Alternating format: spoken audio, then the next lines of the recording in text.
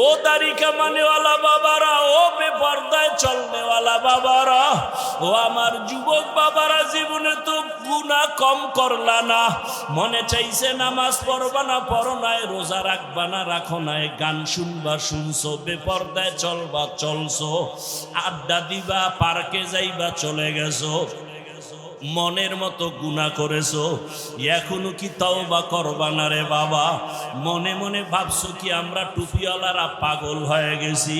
না রে বাবা, ১৫০০ বছর পর্যন্ত কোরআনের একটা ভুল কেউ বের করতে পারে নাই। ওই কোরআন সত্য যদি তোমার অন্তর বলে, মনে রাখিও কোরআনের সব বয়ান সত্য। আল্লাহ সত্যভাবেই বলেছেন, ইন্নাল আবরারা লাফি নাঈম ওয়া ইন্নাল ফুজ্জারা লাফি জাহিম। নেক আমলওয়ালারা জান্নাতের পথিক, গুনাহগারেরা জাহান্নামের পথিক। ওরে আজকে নফসের ধোঁকায় পড়িয়া যারা নামাজ পড়ো না, রোজা রাখো না, পর্দা করো না, হালাল খাও না, ও পর্দার আড়ালের মা বোনেরা, কয়দিন আর দুনিয়ার রং তামাশা বাহাদুরি, এখনো সময় আছে, তওবা করেন। ওরে মায়ার নবী যদি কান্না করেন উম্মতের জন্য জাহান্নামের ভয়, আপনার আমার কত গুনাহ, কি পরিমাণ কান্না করা উচিত। আল্লাহর কাছে তওবা করেন। আপনার মতো কত মা কত বোন বেপর্দায় চলে না, নামাজ ছাড়ে না, মোবাইলে সময় নষ্ট করে না, এখনো পর্দা করে নামাজ আদায় করে, আপনারা কেন পারবেন না? ও যুবক বাবা, আপনার মতো যুবক ডাক্তার, ইঞ্জিনিয়ার, টাকার মালিক, স্কুল কলেজে পড়ে, 5 ওয়াক্ত নামাজ আদায় করে, আপনি কেন পারবেন না? 2 ফোঁটা চোখের পানি ছেড়ে আল্লাহকে মনে মনে ডাকেন, হে আল্লাহ, এই ময়দানে মনে হয় আমার মতো গুনাহগার কেউ নাই। মানুষ যদি আমার গুনার খবর জানতো, কেউ আমার এই চেয়ারে বসাইতো না, আমাকে সম্মান করতো না, হাদিয়াও দিত না, সালামও দিত না। ও আল্লাহ, তুমি দয়া করে এত মর্যাদা সম্মান দান করেছো। এতদিন গুনার তালে পরে নফসের ধোকায়, শয়তানের ধোকায় কত রাত্র মোবাইলে তাকাইয়া গুনাহ করতে করতে রাত কাটাইছি। মোবাইল নিয়ে হাতে, হাতের গুনাহ, কানের গুনাহ, চোখের গুনাহ, অন্তরের গুনাহ করে রাত কাটাইছি। ও আল্লাহ, বুঝতে পারি না, আজকে থেকে তওবা করে ফেলতেছি। দুনিয়াতে সূর্যের গরম সইতে পারি না, হাসরের ময়দানে জাহান্নামের গরম কেমন করে সহ্য করব? আজকে থেকে তওবা করে নিলাম, আর গুনাহ করব না, নামাজ ছাড়বো না, দাড়ি কাটবো না, বেপর্দায় চলবো না। মা বাবার দোয়া নিয়া, শিক্ষকের দোয়া নিয়া, উলামায়ে কেরামের দোয়া নিয়া, নবীজির সুন্নত অনুযায়ী জীবনটাকে চালাবো। তওবা করার মতো যদি কারো নিয়ত হয়, 2টো হাত আমার আল্লাহকে দেখাইয়া দাও। আয় আল্লাহ, হাতগুলো কবুল করে নেন, তওবা কবুল করে নেন, তওবার উপরে মজবুত হইয়া চলার তৌফিক দান করেন, আমিন। মোমেন জো ফিদা নকশ কাফে পায়ে নবী হো, মোমেন জো ফিদা নকশ কাফে পায়ে নবী হো, হুজীর আলজি হুজীর কদম आज भी आलम का खजीना, ओ ज़ीर कदम आज भी आलम का खजीना। अगर सुन्नत नबवी की करे पैरवी उम्मत, अगर सुन्नत नबवी की करे पैरवी उम्मत, तूफान से निकल जाएगा फिर इसका सफीना, तूफान से निकल जाएगा फिर इसका सफीना। आशिक हो बिरादर शहंशाह दो आलम, आशिक हो बिरादर शहंशाह दो आलम, मिश्को से ज़ियादा मुबारक जिसका पसीना, मिश्को से ज़ियादा मुबारक जिसका पसीना। कर दिल में तड़प हो मेरे आका का ज़ियारत, कर दिल में तरफ हो मेरे आका का ज़ियारत एक आन में आए नबी दिखला दे मदीना एक आन में आए नबी दिखला दे मदीना।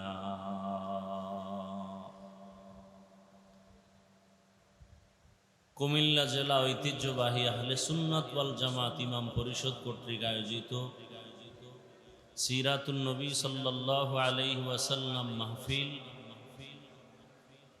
13 সেপ্টেম্বর 2025। মহতি এ মাহফিলে উপস্থিত মুহতারাম সম্মানিত সভাপতি মুফতি খলিলুর রহমান কাসিমি দামাত বারাকাতুহুম,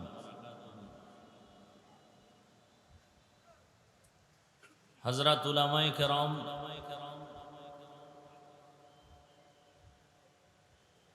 অত্র অঞ্চলের বিভিন্ন স্থান থেকে আগত আল্লাহ পাকের আশিকিন, জাকিরিন, শাকিরিন, মুহিব্বিন, মুরব্বিয়ান এজাম, কলিজার টুকরা আমার সমবয়সী যুবক বন্ধুগণ, স্নেহের ছোট ভাই, পর্দার আড়ালে মাইকের আওয়াজ শ্রবণরতা সম্মানিত মা ও বোনেরা, আল্লাহ পাকের দরবারে শুকর আদায় করি যে মহান রব্বুল আলামিন দয়া করে আমাদেরকে সুস্থ রেখেছেন, আলহামদুলিল্লাহ। আমাদের এই সুস্থতাকে আল্লাহ পাক দায়েমান কবুল করেন। হাজারো লাখো মানুষের ভেতর থেকে পৃথিবীর শ্রেষ্ঠ মজলিসে, গুনাহ মাফের মজলিস, তওবা কবুলের বরকতি মজলিসে আমাদেরকে আল্লাহ কবুল করেছেন, হাজির হওয়ার তৌফিক দান করেছেন।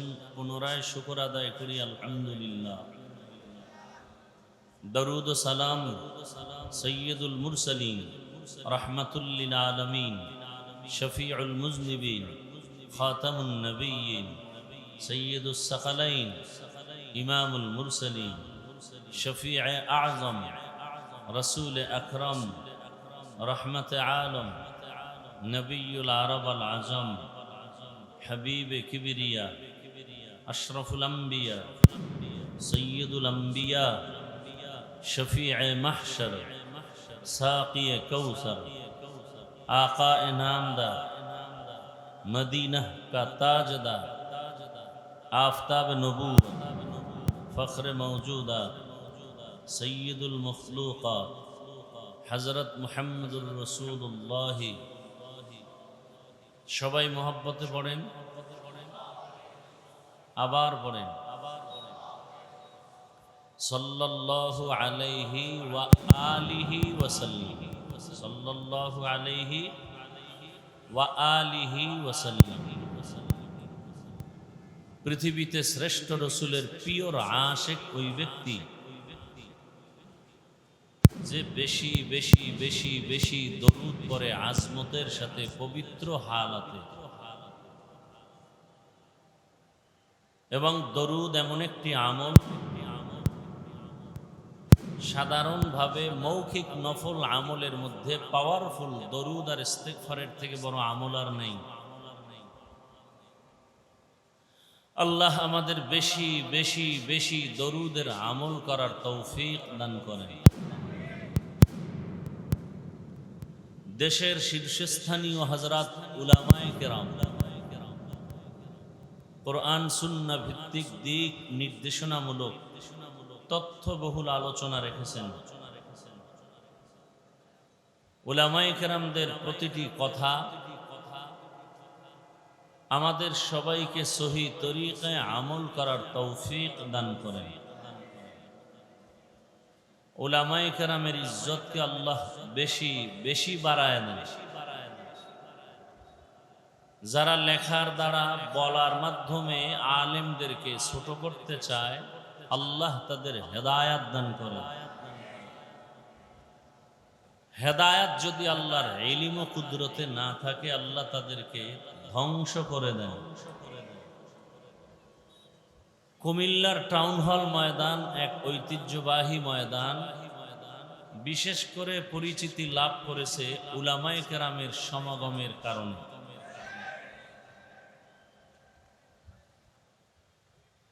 আল্লাহ পাক রব্বুল আলামিন এ মাহফিল কবুল করেন।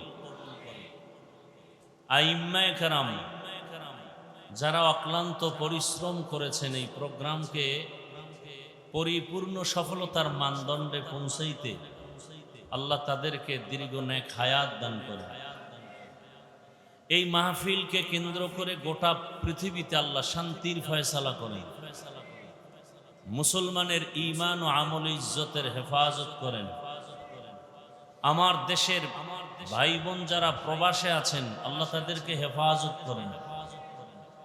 এ মাহফিলের বরকতে আল্লাহ আমার দেশকে হেফাজত করেন, জালেমদের জুলুম থেকে আল্লাহ হেফাজত করেন, জালেমদেরকে আল্লাহ হেদায়াত দান করেন, হেদায়াত না থাকলে ধ্বংস করে দেন। কবরস্থ যারা, আল্লাহ মাহফিলের বরকতে সমস্ত কবরওয়ালাদের জান্নাত দান করেন। আমরা যারা বেঁচে আছি, আল্লাহ আমাদেরকে দীর্ঘ নেক হায়াত দান করেন। এগুলো ফাও কথা না, হ্যাঁ? এত বরকতপূর্ণ মজলিস, অনেক মজলিস ওয়াজ মাহফিলের মজলিসেও বসলে দেখি টুপিওয়ালা কম, এখানে সব সাদা পোশাক, ফেরেশতার মজলিসের মতো। এরা যদি আমিন বলে আল্লাহ ফিরাই দিবেন। এই দোয়াগুলো দরকার নাই। অন্যের জন্য দোয়া করলে নিজের লাভ বেশি। তো আমাদের অন্তর দুর্বল, তো বেশি বেশি মাছ খাই আর পচা মাছ, এই জন্য অন্তর ছোট। ছোট মাছ খায়, অন্তরও ছোট, হিংসাও বেশি। মাছের মধ্যে হিংসা তুলনামূলক বেশি, এই জন্য হিংসা আমাদের মধ্যে একটু বেশি। অন্যের জন্য দোয়া করতে চাই না আমরা। যেমন জুমার দিন একজন ভদ্রলোক খতিব সাহেবের কাছে দোয়া চাইছেন, আমার আব্বার জন্য একটু দিল খুলে দোয়া করবেন।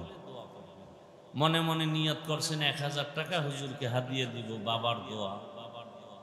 হুজুরের দোয়ার ভিতরে আরো 6 জন বাবার নাম নিছেন। ওই ভদ্রলোকের মোনাজাতেই মাথা গরম হয়ে গেছে। দোয়া চাইলাম আমার বাবার জন্য, ভাগ হয়ে গেল 6টা, তাহলে হাদিয়াও 6 ভাগ।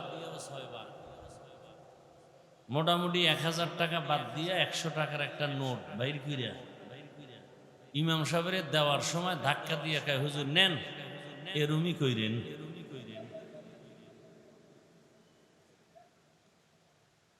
তার চিন্তা কি, দোয়া আলাদা গেছি গা, তার বাবার দোয়া আলাদা ভাগ হয়ে গেছে। আবার কিছু মূর্খ পণ্ডিত আছে, কয় যে আব্বার জন্য যে দোয়াটা করলেন, নাম কইলেন না যে। আব্বাই তো, আল্লাহ তো আবার নাম না জানলে তো আবার এই আব্দুর রহমান নামের দোয়া যদি আবার বরিশাল চলে যায়, হ্যাঁ, না তো আর এক আব্দুর রহমান আছে। এরকম বহু মূর্খ পণ্ডিত আমাদের মসজিদ মাদ্রাসাগুলোকে আঁকড়ায় ধরে রাখছে জুলুমের সাথে। সওয়াও যায় না, পাওয়াও যায়। আল্লাহ হেদায়াতের দৌলত দান করে। আপনারা যেই পরিমাণ চিৎকার ভ্যান্ডেলে দেন, এই একচ্ছত্র চিৎকারটা যদি ঠিক এককভাবে ময়দানে থাকতো, তাহলে এত আন্দোলনের তো প্রয়োজন হতো না। চট্টগ্রামে সাংবাদিকের গলায় ছুরি লাগে, সেই জুলাই আগস্টের আন্দোলনের পরে। এরপরও দেশবাসী ভাবছিল কোনো আন্দোলনের প্রয়োজন হবে না। তো কঠিন হালাত, আগের তুলনায় দোয়া করা দরকার অনেক বেশি। বিশেষ করে আমাদের উলামায়ে কেরামদের এক ও নেক হওয়ার জন্য, এক ও নেক হওয়ার জন্য। কারণ যেই ঘরের স্বামী স্ত্রীর মধ্যে অমিল, ওই ঘরে অশান্তির এক দাবানল।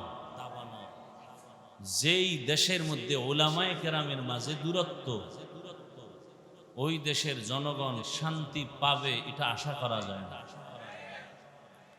আর এই আলেম ওলামাদের মধ্যে দূরত্বের যে আপনারা দোষের মধ্যে নাই না, আপনাদেরও দোষ আছে যথেষ্ট পরিমাণ। কি?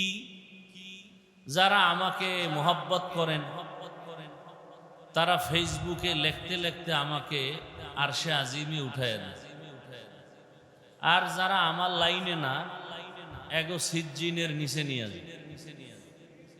এইভাবে লেখালেখির মাধ্যমে যারা আলেমের বিরোধিতা করেন, একজনকে উপরে উঠান আর একজনকে ডাউন করেন, এর দ্বারা আলেমের ক্ষতির তুলনায় সমষ্টিগতভাবে ইসলামেরই বদনাম হয়। কেন? কিয়ামত পর্যন্ত এ জমিনে আর কোনোদিন আমাদের রসুল দাওয়াত দিতে আসবেন না, সাহাবায়ে কেরাম আসবেন না, আইম্মায়ে কেরাম আসবেন না, আউলিয়ায়ে কেরাম বড়রা আসবেন না।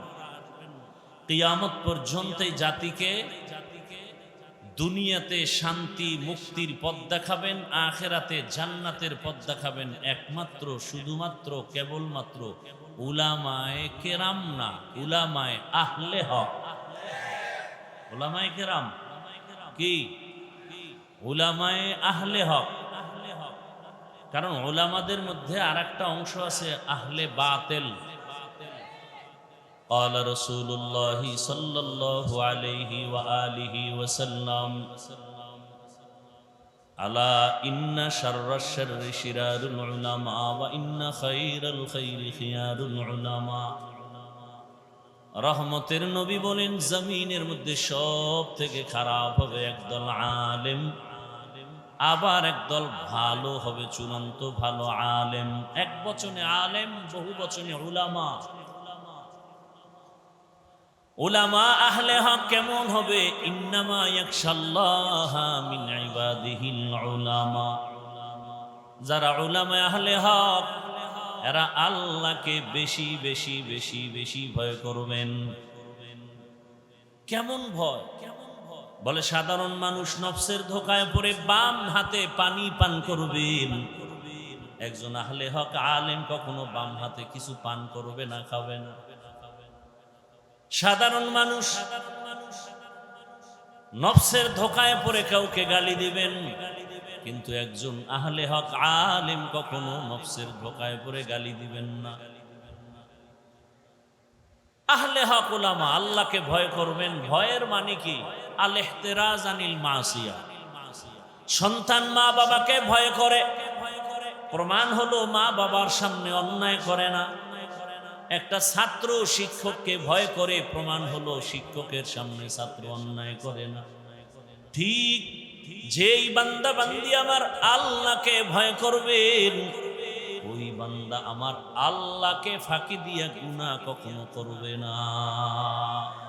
हर के दारत खौफ हक़दार दिल मदन जन्नतुल मअवा देहद राम काम जुज़बा हक़ ची ज़े मखाज़ इंसुजा फज़ले आमस्ते दर जुमला जहां।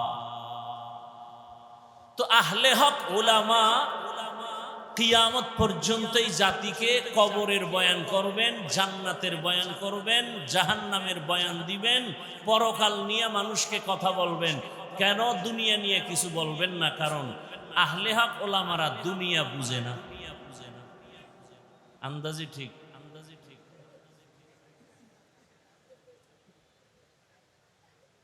পৃথিবীতে বুদ্ধি এবং জ্ঞানের গাইডের নাম কুরআনুল কারীম। পৃথিবীতে শ্রেষ্ঠ জ্ঞানের কিতাবের নাম। আর বলেন না কেন? আর এই কোরআন যার কাছে আসে সে হলো পৃথিবীর শ্রেষ্ঠ বুদ্ধিজীবী। আর আমগো দেশে যারা আউযুবিল্লাহ পারে না এরা বুদ্ধিজীবী। লাকুম দীনুকুম বুখারীর হাদিস বুদ্ধিজীবী।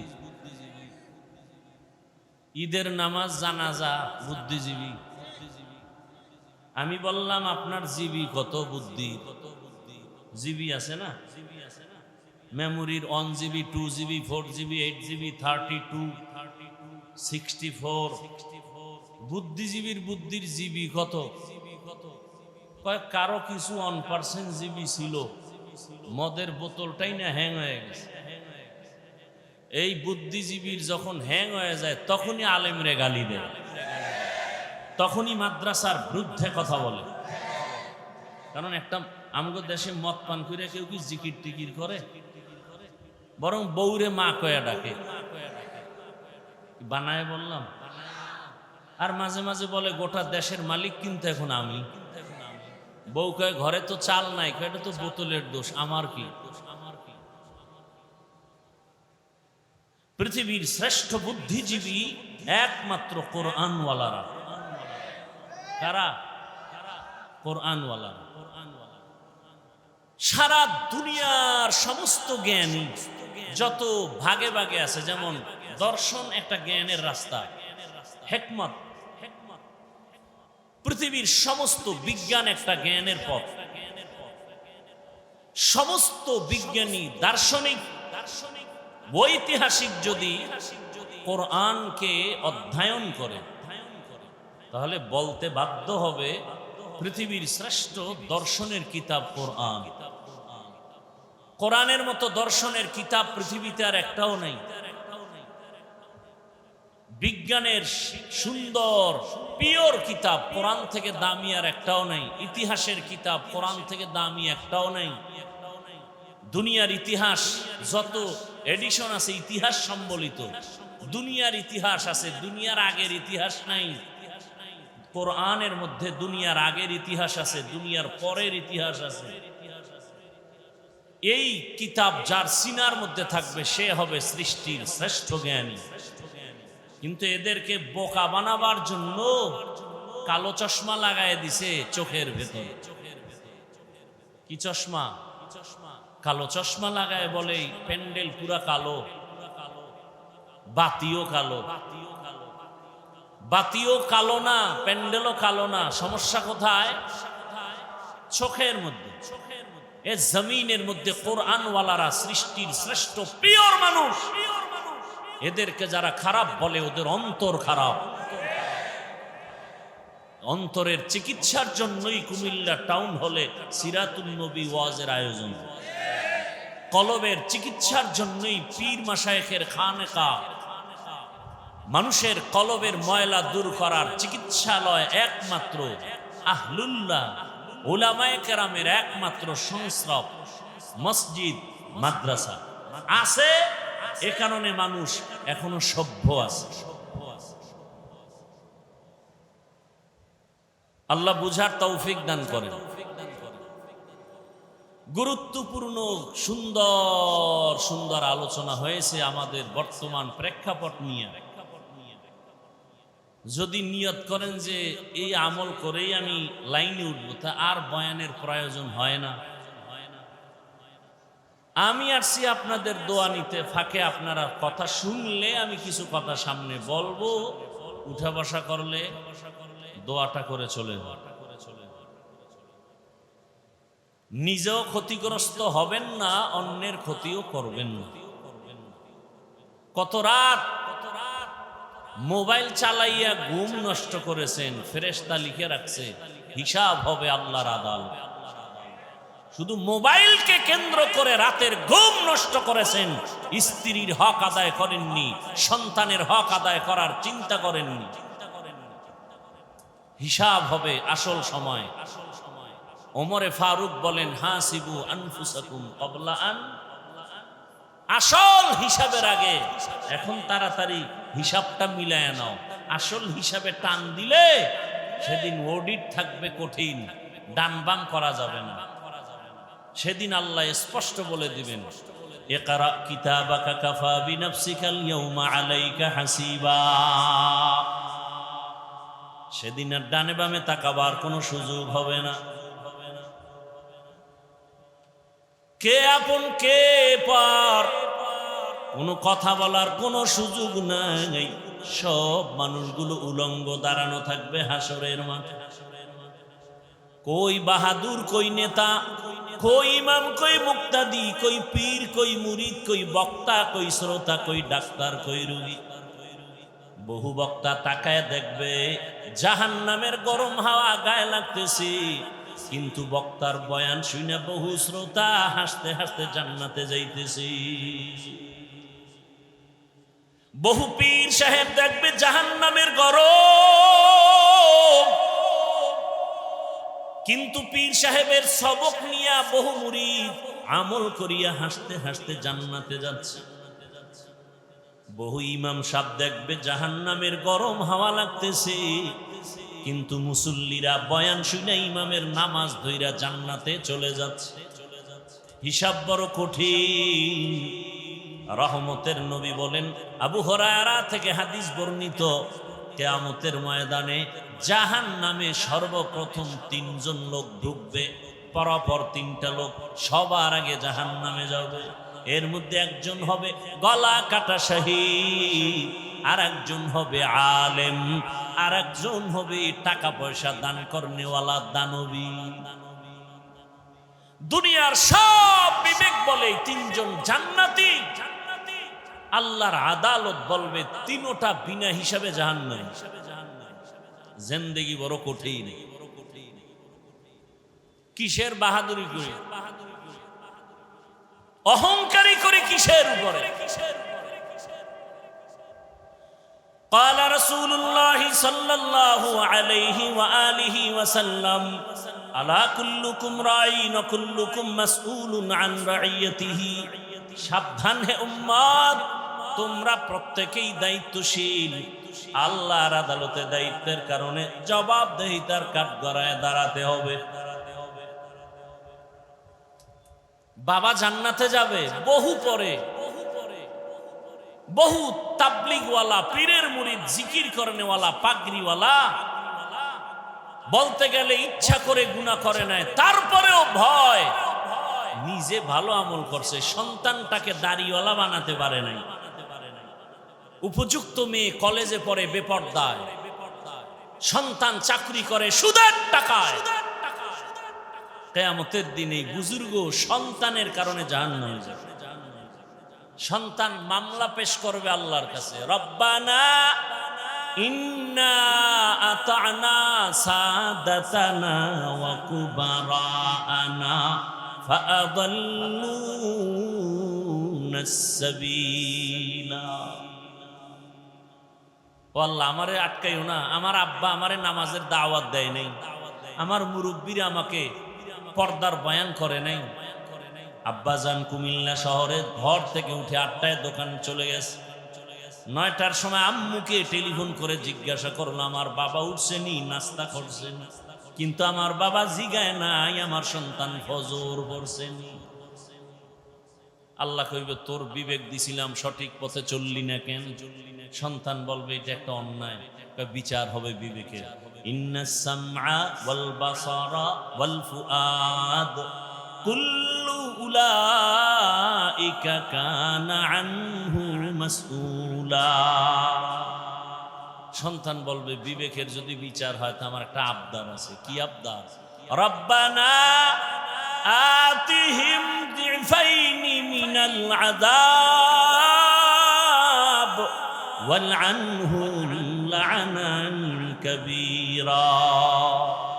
আমার যদি ফিডা একটা দাও, আমার আব্বারে 2টা দাও। আমার আব্বা আমাকে দাওয়াত দিল না কেন? আমার বাবা জুমার নামাজে গেছে, কোনোদিন আমারে ডাকে নাই, চল জুমার নামাজে। বড় কঠিন। এই জন্য ওলামায়ে কেরামের দোয়া করা উচিত সবার জন্য। আপনাদেরও সতর্ক হওয়া উচিত।